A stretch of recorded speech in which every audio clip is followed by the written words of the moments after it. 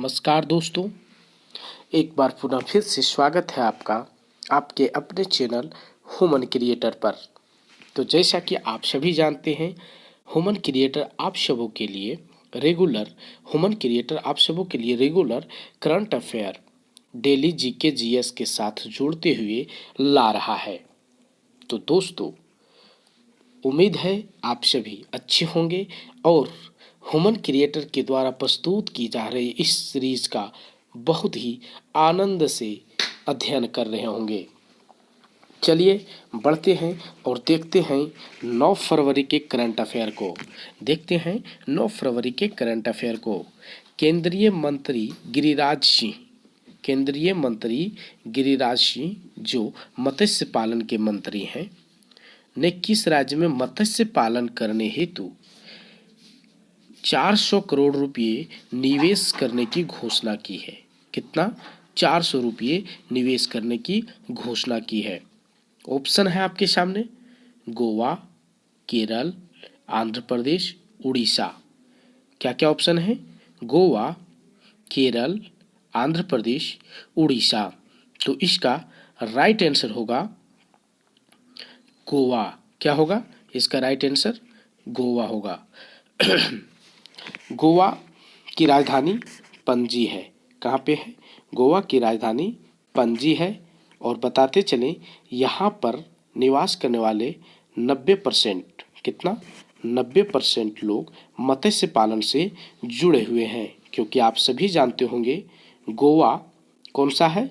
गोवा जो है सो यहाँ पे अरब सागर की तरफ से आने वाला क्षेत्र है और यहाँ पे सागर के किनारे होने के कारण यहाँ पे ज़्यादा लोग मत्स्य पालन से जुड़े हुए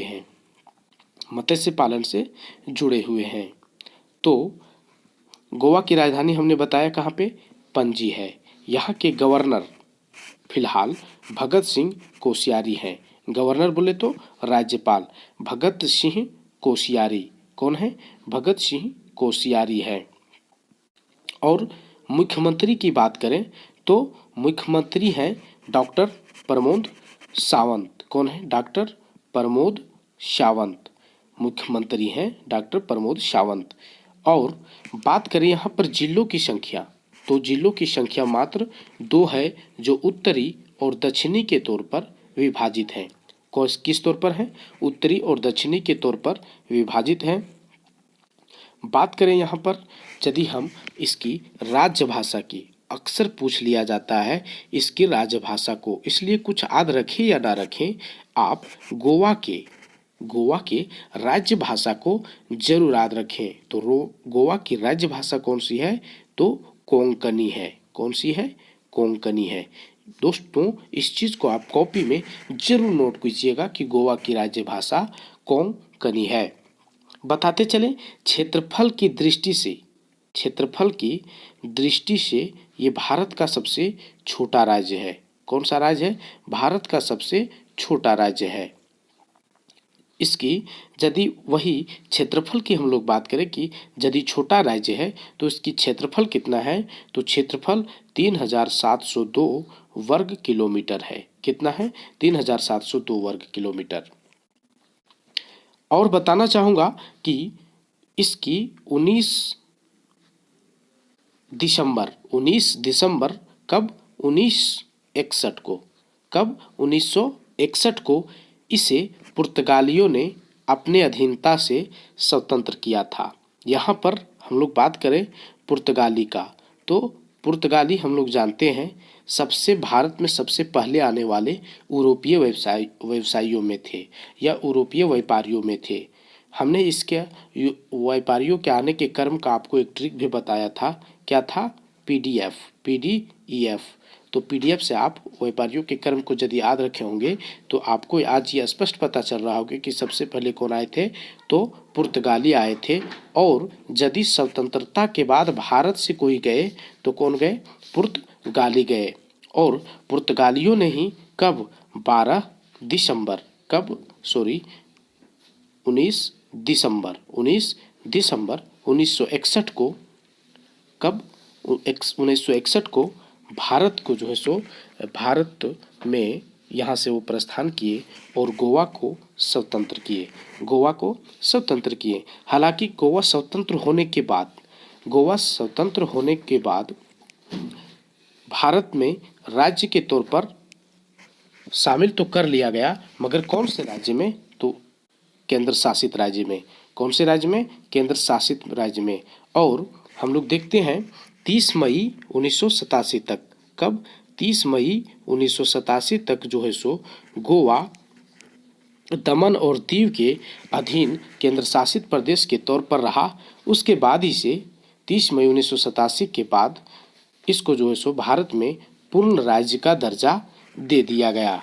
क्या दे दिया गया? पूर्ण राज्य का दर्जा दे दिया गया। तो ये थे कुछ गोवा के विषय में जानकारी।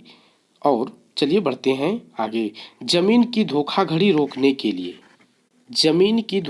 को रोकने के लिए किस राज्य सरकार ने हर एक जमीन का 16 अंक का यूनिक डिजिट या तो यूनिक आईडी नंबर जारी करने का फैसला किया है? क्या किया है?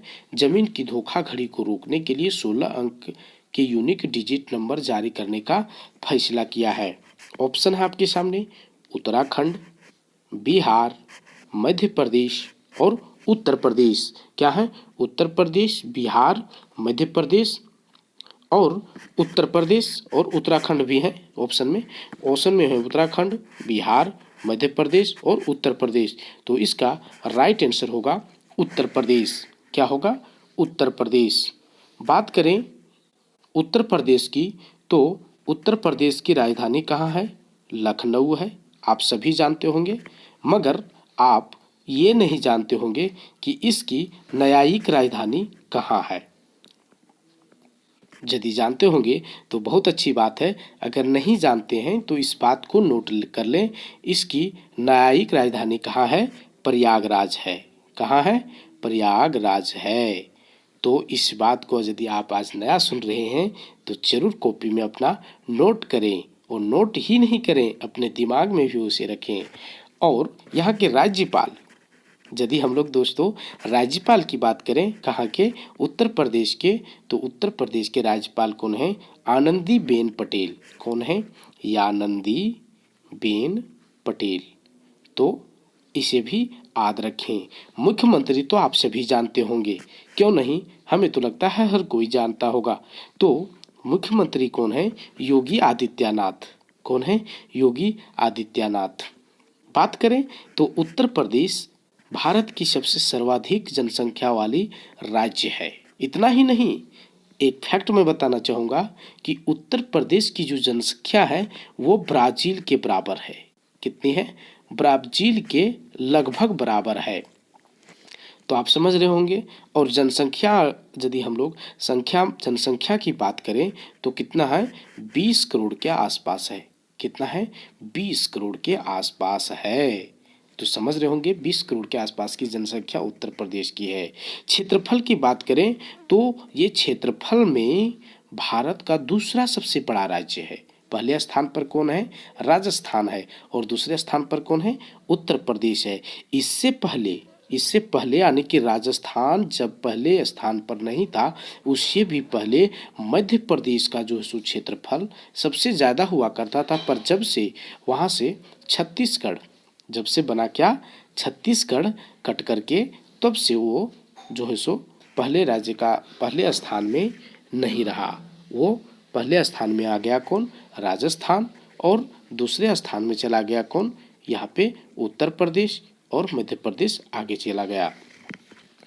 आगे देखते हैं हम लोग। कह रहा है केंद्र सरकार ने आगामी वित्तीय वर्ष 2021-22 के लिए, कब के लिए? 21-22 के लिए प्रधानमंत्री फसल बीमा योजना के लिए कितने करोड़ रुपये आवंटन किया है? कितने करोड़ रुपये आवंटन किया है? 12,000 करोड़, 14,000 करोड़, 16,000 करोड़ या फिर 18,000 करोड़? तो इसका राइट आंसर होगा 16,000 करोड़। कितना होगा? 16,000 करोड़ रुपया जो केंद्र सरकार ने आगामी वित्तीय वर्ष 21-22 के लिए प्रधानमंत्री फसल बीमा योजना के लिए आवंटित किया है। आगे देखते हैं, केंद्र सरकार ने अन्य पिछड़ा वर्ग ओबीसी के उप श्रेणी क्रम पर रिपोर्ट प्रस्तुत करने हेतु रोहिणी आयोग के कार्यकाल को कितने तारीख तक बढ़ा दिया है। इम्पोर्टेंट क्वेश्चन है, इससे आप इस तरह से भी याद रख सकते हैं कि रोहिणी आयोग को कौन सा कार्य सौंपा गया है, तो अन्य पिछड़ा वर्ग ओबीसी के उप श्रेणी क्रम पर रिपोर्ट प्रस्तुत करने का जो है सो कार्य सौंपा गया है और ये इस पर कार्य कर रहा है। ठीक है, तो इसका कार्यकाल कितने दिनों के लिए बढ़ा दिया गया है। ऑप्शन है 15 जून, क्या है 15 जून 2021, 30 जून 2021, 15 जुलाई 2021 या फिर 31 जुलाई 2021। तो इसका राइट आंसर होगा 31 जुलाई 2021 तक सरकार ने इसकी जो है सो तारीख बढ़ा दिया है। इस बीच बताना चाहूँगा, आप अगर हमारे चैनल पे नए हैं और हमारे चैनल से जुड़ना चाहते हैं तो चैनल को सब्सक्राइब जरूर करें, साथ ही बेल बटन को भी जरूर दबाएं ताकि हमारे द्वारा दी जा रही हर रोज का वीडियो आपको नोटिफिकेशन के माध्यम से मिलता रहे। साथ ही अगर आप इस वीडियो का पीडीएफ पाना चाहते हैं तो आप हमारे टेलीग्राम चैनल से भी जुड़ सकते हैं। कौन सा? टेलीग्राम चैनल से भी जुड़ सकते हैं। टेलीग्राम चैनल के लिए आप टेलीग्राम में जाएं और सर्च करें ह्यूमन क्रिएटर। क्या करें? सर्च ह्यूमन क्रिएटर जैसे ही सर्च करेंगे आप तो जो है सो आपको हमारा चैनल मिल जाएगा और आप उससे ज्वाइन कर लें। वहाँ पे आपको पर डे आपको जो है सो इस तरह के पीडीएफ प्रोवाइड कराए जाते हैं। आगे बढ़ते हैं और देखते हैं, महिला वन अधिकारी सिस्मिता लेंका को संयुक्त राष्ट्र एशिया पर्यावरण परिवर्तन पुरस्कार से सम्मानित किया गया है। कौन से पुरस्कार? संयुक्त राष्ट्र एशिया पर्यावरण परिवर्तन पुरस्कार से सम्मानित किया गया है। तो आपसे पूछा जा रहा है कि सुष्मिता लेंका जो है सो किस राज्य की रहने वाली है। ऑप्शन है आपके सामने, उड़ीसा, पश्चिम बंगाल, छत्तीसगढ़, मध्य प्रदेश। क्या है? उड़ीसा, पश्चिम बंगाल, छत्तीसगढ़, मध्य प्रदेश। जब तक आप इसका आंसर ढूंढिएगा तब तक हम बताना चाहते हैं कि इसका सही आंसर है ओडिशा। क्या है? ओडिशा। उड़ीसा की राजधानी भुवनेश्वर है। कहाँ है? भुवनेश्वर है। और यहाँ के राज्यपाल कौन है? गणेशी लाल है। कौन है? गणेशी लाल। और मुख्यमंत्री की बात करें हम लोग, राज्यपाल कौन है? गणेशी लाल। और मुख्यमंत्री की बात करें तो है नवीन पटनायक। कौन है? नवीन पटनायक। यहाँ पर जिलों की संख्या 30 है। कितनी है? जिलों की संख्या 30 है। जबकि यहाँ की राज्य भाषा या राजकीय भाषा कौन सी है?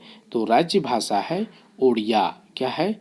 ओडिया, जिसे आप उड़िया भी कह सकते हैं। बढ़ते हैं आगे। पूर्व अंतर्राष्ट्रीय मुक्केबाज एवं एशियाई खेलों के रजत पदक विजेता कौन सा? ध्यान दीजिएगा, एशियाई खेलों के रजत पदक विजेता रह चुके 89 वर्षीय कैप्टन हरि सिंह थापा का निधन हो गया है। तो समझ सकते हैं ये जो है सो खेल जगत के लिए कितने बड़ी सदमे वाली बात है और साथ ही इनके परिवार वालों के लिए। तो पूर्व अंतर्राष्ट्रीय मुक्केबाज कैप्टन हरि सिंह थापा का संबंध किस राज्य से था, ये आपको बताना है। ऑप्शन है हरियाणा, पंजाब, दिल्ली, उत्तराखंड। क्या क्या है? हरियाणा, पंजाब, दिल्ली, उत्तराखंड। तो इसका सही आंसर होगा उत्तराखंड। क्या होगा? उत्तराखंड। तो उत्तराखंड के ये पिथौरागढ़ से रहने वाले थे। कहाँ के रहने वाले थे? पिथौरागढ़ और पिथौरागढ़ के रहने वाले थे। साथ ही इन्होंने, आपको जैसा पता है कि एशियाई खेलों के रजत पदक विजेता थे, तो कौन सा एशियाई खेल, तो तृतीय एशियाई खेल कौन था, तीसरा एशियाई खेल था जो कहाँ पे हुआ था, तो टोक्यो में हुआ था। कहाँ पे हुआ था, टोक्यो में हुआ था। और टोक्यो में होने के साथ ही ये कब हुआ था, तो 1958 में हुआ था। बात कीजिए 1958 की बात की जा रही है। और तब इन्होंने क्या किया था, एशियाई खेलों में रजत पदक जीता था।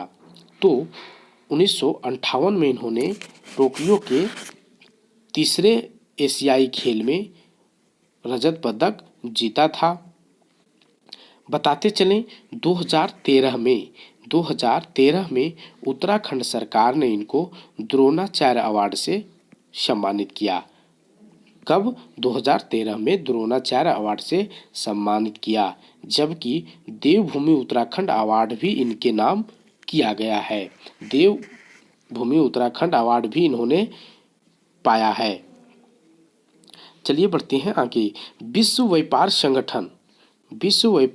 संगठन ने अर्थशास्त्री नकोजी ओकोंजो इवेला, नाम को जरा ध्यान से देखिएगा, फिर से पढ़ूंगा मैं। अर्थशास्त्री नकोजी ओकोंजो इवेला को संस्था के अगले महानिदेशक के रूप में चुना गया है। आपको बताना है कि इनका संबंध किस देश से है। किनका, तो अर्थशास्त्री नकोजी ओकोंजो इवेला, तो इनका संबंध किस देश से है। ऑप्शन आपके सामने, नाइजीरिया, अमेरिका, रूस, ब्रिटेन। तो इसका सही आंसर होगा नाइजीरिया। क्या होगा, नाइजीरिया होगा, नाइजीरिया। और इसकी राजधानी कहाँ है, तो नाइजीरिया की राजधानी है अबूजा। कहाँ पे है, अबूजा है। बताते चलें कि नाइजीरिया पश्चिमी अफ्रीका में पड़ने वाला देश है। कहाँ पर, तो पश्चिमी अफ्रीका में पड़ने वाला देश है। मगर अफ्रीका महादेश में ये सबसे ज़्यादा आबादी वाला देश है। क्या है, सबसे ज़्यादा आबादी वाला देश है। तो इसे भी आप साथ में ध्यान रखिएगा। अगर आप हमारे चैनल पर नए हैं तो चैनल को सब्सक्राइब, वीडियो को लाइक और शेयर करना ना भूलें, ताकि इस मुहिम में और भी लोग जुड़ें और हमारे द्वारा दी जा रही जानकारी से लाभान्वित हो सकें। और अगर आप हमारे चैनल पर नए हैं तो आप हमारे टेलीग्राम चैनल को ज़रूर से ज़रूर ज्वाइन कर लें। टेलीग्राम चैनल को जैसे ही आप ज्वाइन कीजिएगा, आपको आज से पीछे जितने भी PDF डाले गए हैं वो सब मिलेंगे। साथ ही आने वाले दिनों में भी आपको हर रोज़ PDF मिलते रहेंगे। तो हमारे channel human creator, Telegram channel human creator जो है सो ज़रूर ज्वाइन कर लें। क्या है, ज़रूर ज्वाइन कर लें। तो इसी के साथ चाहूँगा इजाज़त। बहुत बहुत धन्यवाद।